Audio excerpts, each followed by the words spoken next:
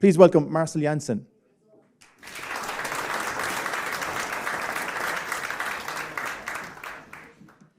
Thanks very much, Rob.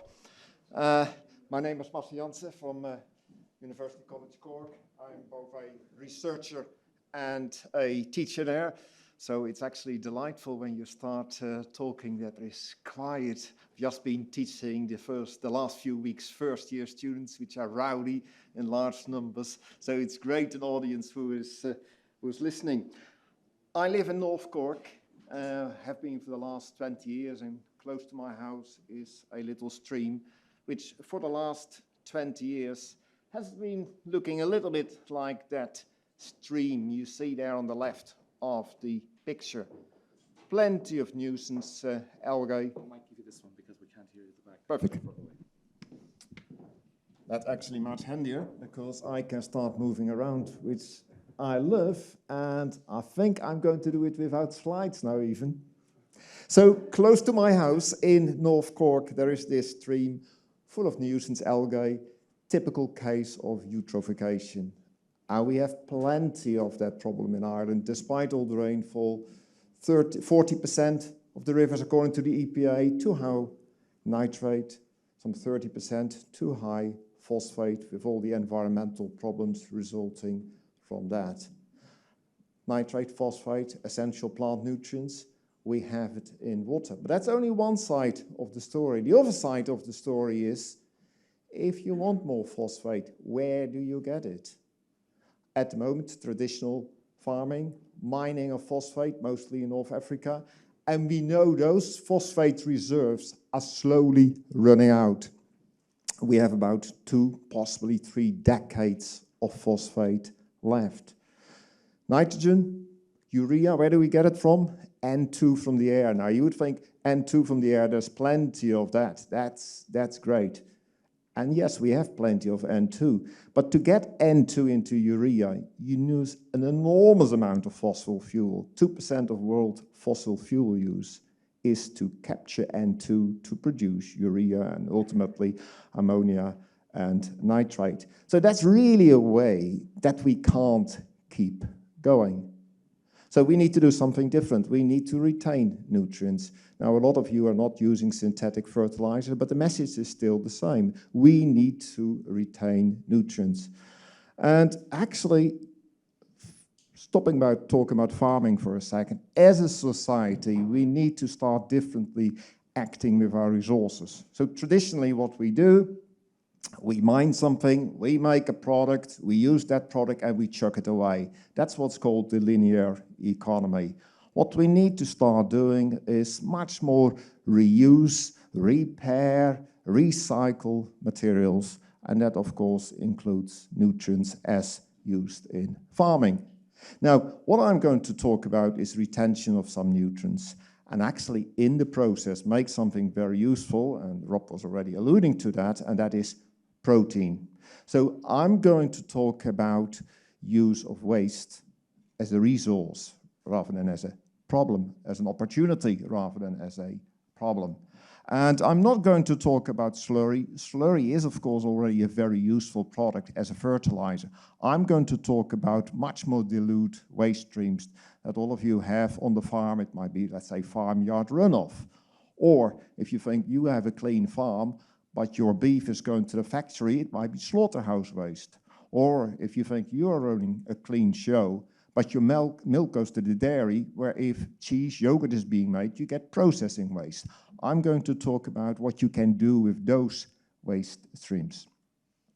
And I'm going to talk about something magic for Rob, duckweed. And I bet, Rob, when you go around in your farm, you will find some duckweed on one of the little ditches, streams around your farm. Because duckweed is one of those plants that's everywhere in Ireland. It's an aquatic plant. Now, I got first interested in duckweed many, many years ago when I realized how fast that plant can grow. And if there would be a Guinness World Book of Records for plants, it would definitely be in it. It has what you call a doubling time of 2 days. So that means if you have, let's say, a kilo now, in 2 days, you could have 2 kilo. I mean, compare that with the rate of growth of grass. Now, if that plant grows that fast, it also takes up nitrogen, phosphorus extremely fast from the water on which it is floating. So it is actually very good for cleaning up water. Water, for instance, subject to eutrophication. And there's a lot of expertise in that. Duckweed has been used in wastewater treatment plants all over the world. And it's a very good plant because otherwise it's a pretty tough thing. If you want to get rid of it, you have a problem. So, okay, so duckweed is very good in cleaning up water. Absolutely brilliant. But there is another side to that. Because if the duckweed grows, what about all that biomass you are generating? Now, that's where it becomes really interesting and where Rob soy comes in. It's 30–40% protein. Oh, that's a lot. Yes, that is actually a lot for a plant. And it's not just protein. The amino acid profile is actually very close to that of soy. So it's a direct potential replacement of soy. For instance, in animal feeds, and we'll talk about amino acids like lysine, very low in cereals, which are high in soy. That's why we use soy, or again, in duckweeds. It's very good protein, no allergenic properties are known. There is some starch there, there is some fat there, but these are quite low amounts. So there is extensive literature on using duckweed in feed applications, and particularly for the likes of pigs, horses, sheep, fowl, and to a lesser extent cattle, duckweed has been used. And actually there is a step further. It's also a very good human food. And traditionally, Southeast Asia, duckweed has been used in the diet. So we're talking about the likes of countries like Vietnam, Cambodia. So again, to come back to Rob's farm, if you start looking where is duckweed, well, you see the little black dots on the map of Ireland, except for in some of the areas in the far west. The stuff is everywhere, and that is one particular species of duckweed, which is called Lemna minor, which is the most common one. There are a few other species in Ireland. So it's really a local aquatic plant. So why would anybody want to do something with duckweed? There's two aspects on that. On the one hand, it can clean up some of our waste. You have wastewater that you maybe, because the department need to store before you can spread it. Yes, you can treat it with duckweed. Yes, you can clean it up. And that can save you cost, for instance, in storage of that wastewater. You contribute to the health of your local streams. So that's one side. On the other side, you then generate that biomass with the high protein content. 30–40% of the biomass is protein, which ultimately, and we come to that in a second, is actually very useful as potential cash crop. So that's the two sides for using duckweed. Now, why would anybody want to grow duckweed? Is anybody crazy enough to grow duckweed? Now, look, there we go. We'll see a few examples in a second what's happening in Ireland. But internationally, particularly in the United States, duckweed is already a really big thing. Here you see a few examples. The top left, you see a picture of a company, which is probably one of the oldest companies from the 1980s. So have been at it for some 45 years, called Parabel in Florida. They started off with a small amount of duckweed, producing 300 tons a year, which is really not very much. And they were pressing the duckweed in blocks as a kind of peat block replacement in an Irish context, as a fuel. Total waste, and they realized that soon enough, and then they actually started to remarket the same duckweed they produce as animal feed. They've now stopped doing it, and they're selling it as human food. And again, think about all the flexitarians, vegetarians, vegans. This is a great source of proteins. So that is company Parabel. Plantable is a company mostly in Texas, to some extent California, and that is where big Wall Street money is behind, and they are really scaling up to 120 hectares of duckweed ponds. Close to home, we have a company in the Netherlands, Rubisco Foods. They are actually not growing duckweeds. They contract local farmers to grow duckweed, and they just extract the protein which goes into feed applications. And then at the bottom, for human food, There is a company in Israel producing fresh duckweed, and they market that in Europe and particularly in France at the moment. So the United States is very clearly ahead of us, and there's a good reason for that, because duckweed in the United States was approved as a human food source many, many years ago. In Europe, we have, in the EU, we have a process called novel food registration, which has taken time, but 2 duckweed products have now, in the last 2 years, been approved. So I think we are going to catch up with the Americans on this as well. So what we do have very well in Europe and in Ireland is the relevant policies. There's the circular economy policy, strategy, recoup some of those nutrients, but also we have food vision, which is really about, among others, plant protein and producing our own plant protein. We have pulses, but we really need more protein because, as Rob said, the dirty secret, we are importing in this country enormous amounts of soy. So the policy context is there. We also have an enormous amount of basic knowledge about what duckweeds are, how they can grow, what's the genetic diversity, there are different species and strains, so we know all that. We also know, and among others from my own group in UCC, that you can clean up all kinds of different waste streams using duckweed, and these are farm or food industry waste streams. So that's all very useful. Cultivation systems, I'm going to talk a little bit about that. Our knowledge is much more basic because a lot of the great examples are not in Ireland. So we have to be a little bit careful how we export that knowledge or import that knowledge into Ireland. So I'm going to talk about 2 systems that are present in Ireland. The first is in Offaly, just slightly north of Port Arlington, which is the Mount Lucas fish farm. And then I'll talk at the end, 1 or 2 minutes, about an indoor system linked to dairy farming.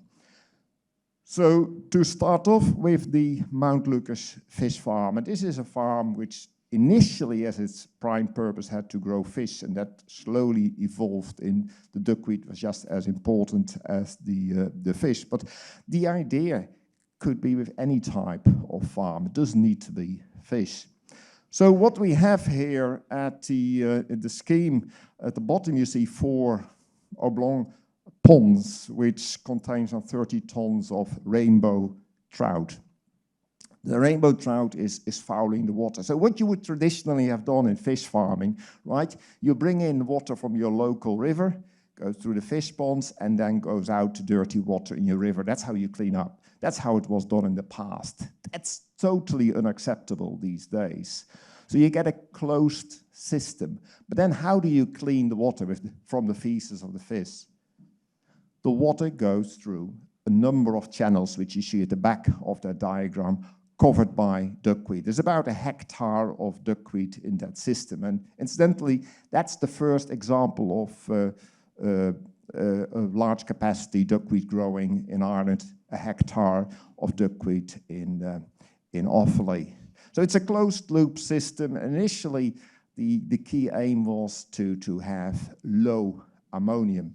Fish produce ammonia, but that's also very toxic to fish. So fish will actually have toxic effects on themselves because of that wastewater. That's where the duckweed comes in. It takes up very efficiently ammonia, keeping the fish healthy. So a few pictures just to see that system. It's typical Bortnamona land. There used to be about, well, you see the top left picture. Historically, you would have been walking 5-6 meters above that. That's the peat that was removed by Bortnamona. And then you see in 2018, when the construction started, it's a terrible wasteland with canals being dug for the duckweed. The lower pictures show you the situation 2 years down the line in 2020. And you see the canals all nicely covered with duckweed. So that's your hectare of duckweeds. Water flows from the fish ponds through these canals with duckweed, just with the help of these paddle wheels that you see. So again, the context is here, this is very cheap land. This is Portnamona land that's leased through Bot Ishkamara. And Bot Ishkamara, very much because of their interest in fish farming, took the lead, and that's the leadership of Damien Toner. So again, the context here, this is actually poor land with limited commercial value. And again, that is very different for many of you who are farming. But again, many of you would have poor patches of land, for instance, poorly drained land, that you could think on a smaller scale systems like that. The other thing, and that is important, is this is very wet land. Sure, that's bog. But that meant that all these canals don't have liners, and that's going to be important if you want to have a cheap way of treating wastewater. You don't want to invest in plastic pond liners. So what happened with that system? We put in 2018 a mix of 2 duckweed species, Lamna minor, Blarney. Lamna minor is the most common duckweed in Ireland, and Blarney is just a strain originally collected in North Cork in Blarney, and Lamna gibba is a second native species.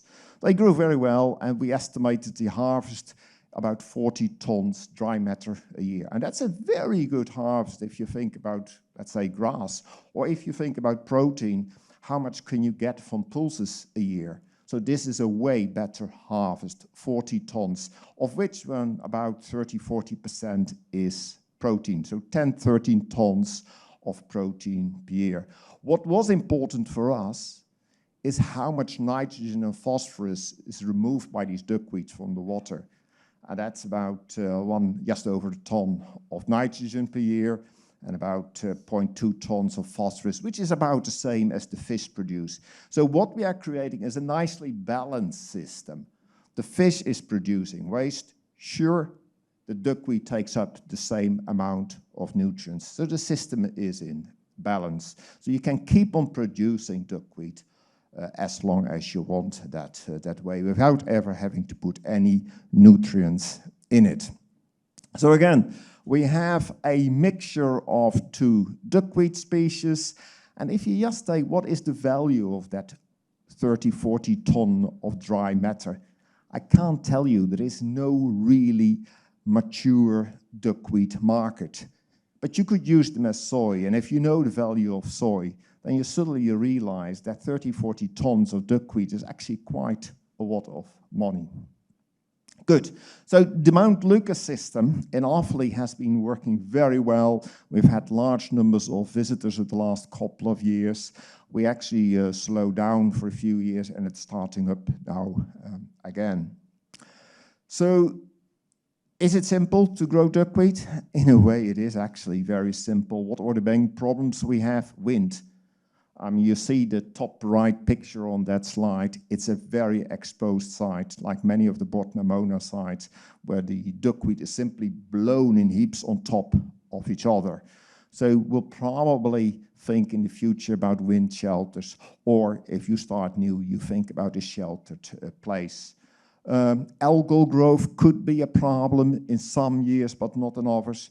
And harvesting technology that we used was actually not of a capacity to serve 1 hectare of duckweed. So what do? If you have a small pond, you use a little net to fish out your duckweed, but you don't want to think about it of any pond size, which is bigger.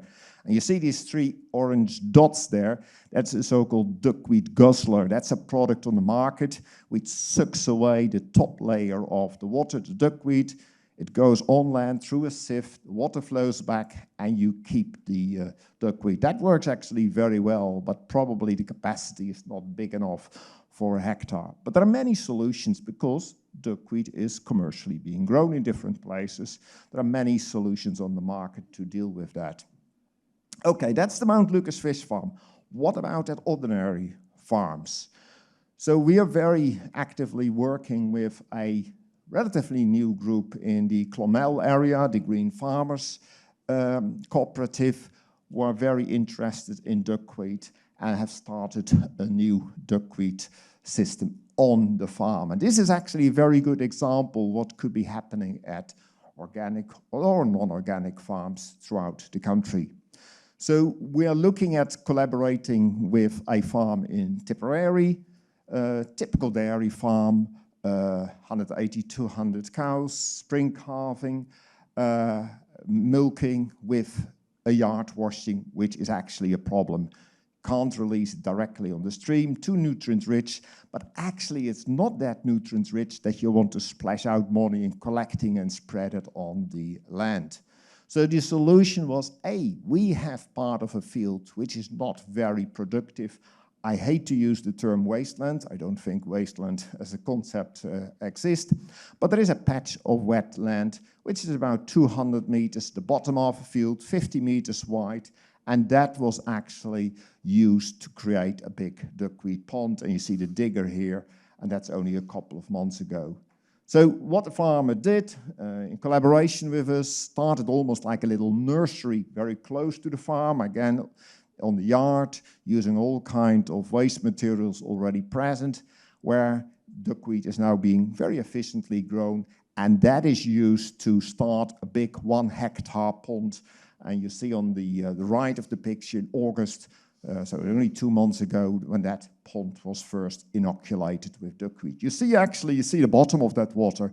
Duckweed is 20, 30 centimeters is deep enough, and some of the farmyard runoff runs now in this particular pond. So that's an example of using duckweed at a farm using some wasteland. So we at UTC develop different systems how you can manage that. Yes, you can have a serpentine system, you get better water mixing there, or you can have a number of ponds, and depending on the concentration of your wastewater, you take water out of the first pond or the second, and it can go straight on the river. Good. But that leaves you then at the end, yes, hopefully with clean water, that's what it's all about, but also with duckweed. And then the question comes up, what do you do next with the duckweed? And if you are interested, come up in the coffee break. A big choice here now, are you going for coffee or do you come to me? But this is, for instance, dried duckweed biomass. You can even taste it if you want. It smells absolutely gorgeous, like top quality hay. So that is the product you can get. However, that of course means you need to dry the duckweed, which I think is a total waste of energy. So what are you going to do with the duckweed? So the first one is actually use it fresh as an animal feed. Your pigs, your fowl, and that is being done. That's fine. You can't keep it for the winter unless you dry it, which again would require energy, or actually we do it in a polytunnel and just spread it out, but that's all effort. So that's one way. Second way you can use the duckweed, and again, I think that is a waste. It's a very good fertilizer, and we've done ample experiments using it as a fertilizer. But look, if you have 30, 40% protein, are you going to use protein as a fertilizer? Doesn't make any sense at all. So feed applications is where it's going. Now, the future is actually protein extraction. And Chagas is very heavily involved in that protein extraction technology. Bryce Tawari in Ashtown is leading a whole program, duckweed protein extraction, and the protein can then go in all kinds of feeds, organic or non-organic for that matter. There's also in the Tipperary area a small company, Emerald, and again, they are developing a biorefinery to take on duckweed I've been messing up the floor here, I see. They're taking on the duckweed again as a source for feed, and particularly they're focusing on pigs. One of the big feed companies, Devonish, is also trialing now, together with us, the use of duckweed as a soy replacement in some of their foods. And finally, a completely different solution of what you can do and how you can use that duckweed biomass is, interestingly, by Bantry Marine Research Station. Not that there is anything marine about duckweed, but they are trying out ensiling of duckweed. So that will be very similar to the technology used already, of course, for grass. Good. So this gives you a feeling of what you could do, well, at a dedicated farm, or as a small part, as a small activity on an existing farm. I'm just, for completeness sake, looking at a slightly different way of using duckweed, and that's much more focused on industry. And let's say we could be talking about a dairy, right? Now, if you take a typical industry, it might be working 24/7, 12 months a year, producing waste 12 months a year. That means including in the winter when duckweed would normally not be very active. And that's why you need a different system. And you need actually an indoor system. So just talk about the dairies, because they have actually a little bit of a wastewater treatment problem. The biggest, actually, again, Guinness Book of Records, the biggest waste stream in the world is dairy processing wastewater. Yes, for every liter of milk, depending on the dairy, you can have up to 10 liters of wastewater. And that is a considerable cost for those dairies, small or large dairies, doesn't matter, it is a cost. You can't release that stuff on the surface water. Okay, interestingly enough, you see here pictures of two dairies with a green layer on their wastewater treatment plant. That is duckweed which just ended up there. And that tells you something. Processing wastewater is actually quite suitable as a medium to grow duckweed. So what is dairy processing wastewater? Depends a little bit whether you're making cheese, yogurt, or milk powder, or whatever. But typically you have a high amount of sugars, lactose in it, but also all those desirable plant nutrients, your calcium, your magnesium, your nitrogen, your phosphorus, it's all there. So in the worst case scenario, a wastewater treatment has aerobic treatment of wastewater. All the sugar goes in the form of CO2 in the air and is lost. Then you get a process called denitrification. All the nitrogen goes as N2 in the air, is lost. And then you have your phosphorus that's typically chemically precipitated with aluminum or calcium, and it bounds the phosphate so closely that it precipitates out. You get a sludge. What do you do with the sludge? That's a problem, but the phosphate is essentially almost lost for biological organisms for many, many years to come. Total waste of what is actually a very useful resource. So what most dairies are doing already with the lactose, the sugar, make biogas. Okay, that's great. What about the nitrogen? What about the phosphorus? All that stuff which we really need to retain on the farm. So this is where duckweed can come in again. And here you see an example of a scheme that we have worked out, and that's actually operating quite nicely at the lab scale. You start with your cow, you produce your milk, you have the dairy factory where you have the different dairy products, and you have your wastewater, all that lactose, all these plant growth elements. We have been using wastewater to make plastics. Now that sounds horrible, but these are bioplastics made from lactose. So they are bacterial incubators making plastics from the lactose.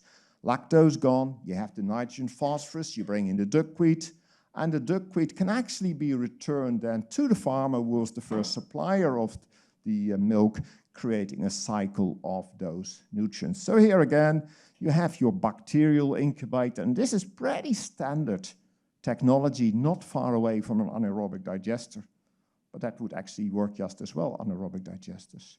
You produce your plastics. Plastics are made of carbon, so you get carbon credits for that as well. And the duckweed is then produced of the rest of the wastewater, the nitrogen, phosphorus, and that can go into the feed, actually contributing to the local economy. So this is an indoor system. You see, as a child, I always wanted to be a cowboy. I thought that was a profession, and we looked like two highway robbers there on that picture. So that picture was taken about a year and a half ago with our masks on. It's a stacked duckweed system. That's what you do indoor. You don't have a hectare indoors. So you get liquid wastewater going through a shelf, trickling to the next shelf, to the next shelf, to the next shelf. And in between there are LEDs which give sustainable, pretty cheap light for the plants to grow. So this is a very controlled way of growing duckweed on an industrial scale year-round. So that brings me to the end. And so what I've been trying to say, look, duckweed is actually very good for cleaning wastewater. But it's not simply about cleaning. It's getting something back in return. And that is high quality protein, which can directly act as a soy replacement. That's where the value comes in. Now you can do different things. Yes, you can have simple ponds at the farm, which is anyhow a good idea in terms of biodiversity. So low-cost ponds. Or you can go indoors, operate year-round with these LED systems that could be connected, for instance, to a local dairy. That costs a lot more money, but you are operating year-round. So you can use duckweed as a standalone. If your wastewater is mostly nitrogen and phosphorus, think about yard washings, parlor washings, and so on. Or when in the case of the dairy, we have all these sugars there, well, then you have a combination of, let's say, a microbial, an anaerobic digester reactor first, and then duckweed after that. Money-wise, and that's an interesting one, there's very limited analysis at this stage. We're really in an early stage. But the research in Belgium particularly says that the benefit financially is if you combine saving your cost on wastewater treatment plant with the benefit of selling the duckweed. So that's where you get essentially two sources of income. So that actually creates fantastic opportunities at different scales, whether it's the farm level, low cost, or industry level, high cost. And if any of you would be interested in it, come and have a look at that duckweed, come and have a smell of the duckweed. And if you ever want to apply on the farm, we are very happy to talk to you and advise you where we can. Thank you very much for your attention.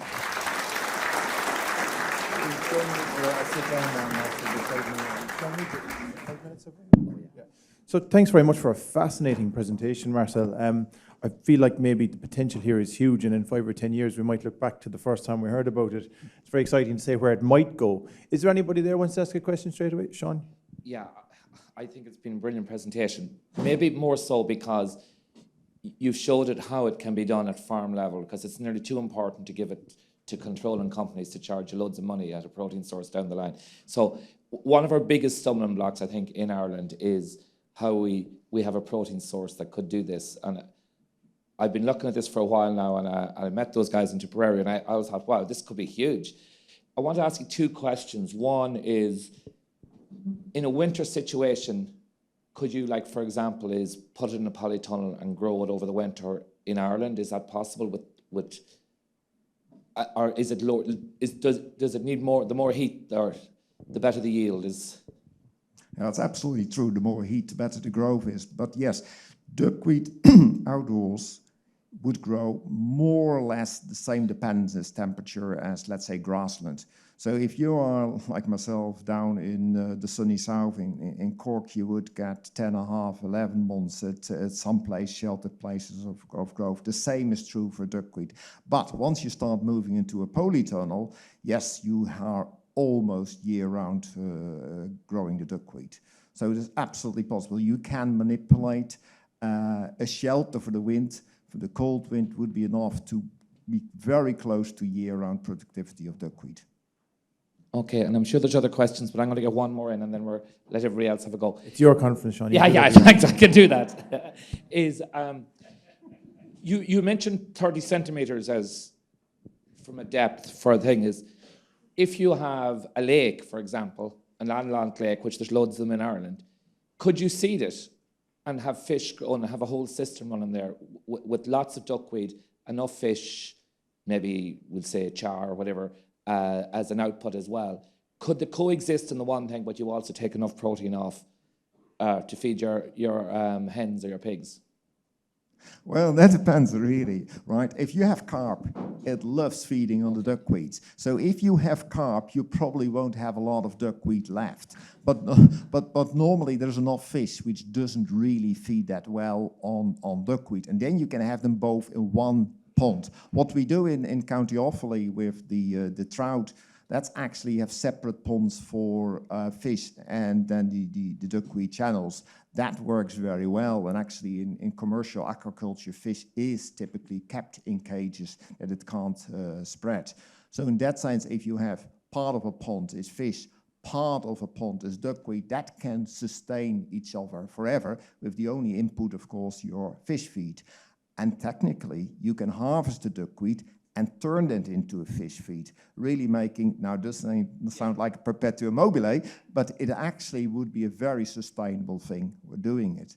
Now, again, you can use fish, but there are lots of other options. I know one farmer, actually, a sheep farm, whatever comes in the yard, and that's of course not that much with sheep, goes straight into a pond where he grows actually the duckweed which is being fed back to his own sheep. So there are different ways of doing it. The yard reform, the parlor washings from a cattle farm, yep, again, the dairy farm would have his own source of nutrients. I think what I try to tell in story, there are different waste streams, as long as they're high in nitrogen and phosphorus, that you can use. Cleaner water, local protein, it's all wind. Go ahead there, Peter. Yeah. Yeah, just you showed the picture of the farm in Tipperary and the duckweeds on top of the pond. So what's his next step to feeding that to cows? And just secondly, just say with anaerobic digestion in a slurry context, there's the issue of disease, which I don't think there's been any answer to when you're pooling slurry from different farms and different farms are vaccinating for different things. Would there be a similar issue with sludge when you've milk coming from different farms and an issue with disease? That's a few very good questions there, actually. So I think in the whole development of duckweed as a potential crop for Ireland, for Irish farmers, I think the big bottleneck at the moment where we are not ready is that market where somebody buys the duckweed of you.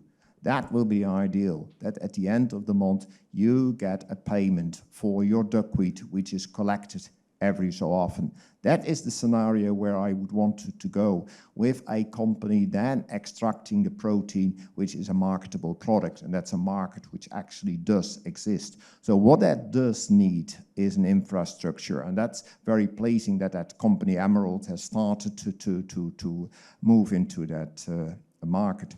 But once you are actually extracting protein, there is no evidence at the moment that if you extract protein from duckweed, that let's say any pathogen from, let's say, pigs would of course be particularly relevant in this context, that would end up in that protein. But I would at this moment be very careful. If you are a pig farmer and you shuffle some of your waste into a pond, you grow duckweed on it, to give that duckweed to another pig farmer, I think that would be pretty irresponsible and asking for trouble.